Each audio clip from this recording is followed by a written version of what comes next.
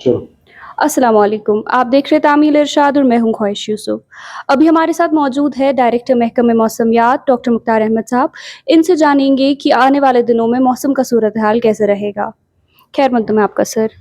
Sir हमें बताइए क्या वेदर अपडेट रहेगी आने वाले दिनों के लिए?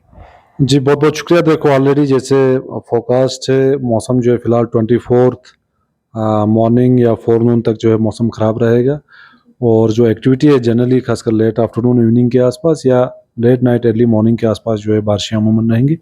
और आज जम्मू डिवीज़न के अंदर एक अच्छा स्पेल हुआ जिसमें heavy to very heavy rain ख़ासकर डिस्ट्रिक्ट रियासी, उधमपुर और एडजॉइनिंग एरियाज़ के अंदर डिस्ट्रिक्ट बाकी जो मैदानी इलाके हैं जम्मू के, यहाँ पे हल्की बारिशें कुछ एक जगहों पे दरमियान दर्जे की बारिशें हुई और आज दिन भर इंटरमिटेंटली जम्मू डिवीज़न के बेशतर इलाकों में बारिशें जो चल रही हैं सुबह से।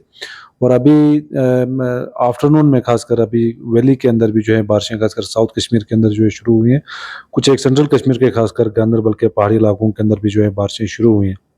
तो ये एक्टिविटी खासकर 24 फ़ोरनून तक रहने के चांसेस हैं, खासकर लेट नाइट और अर्ली मॉर्निंग और इसी तरह दोपहर के आसपास या टुवर्ड्स आफ्टरनून या लेट आफ्टरनून इवनिंग के टाइम में।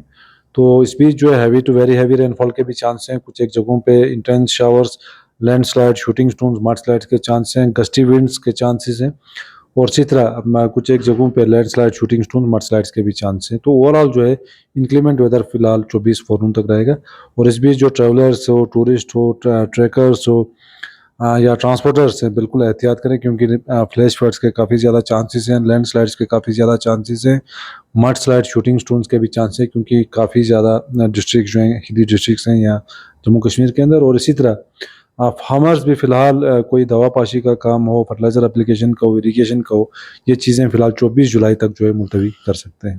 जी, बहुत-बहुत शुक्रिया हमसे बात करने के लिए।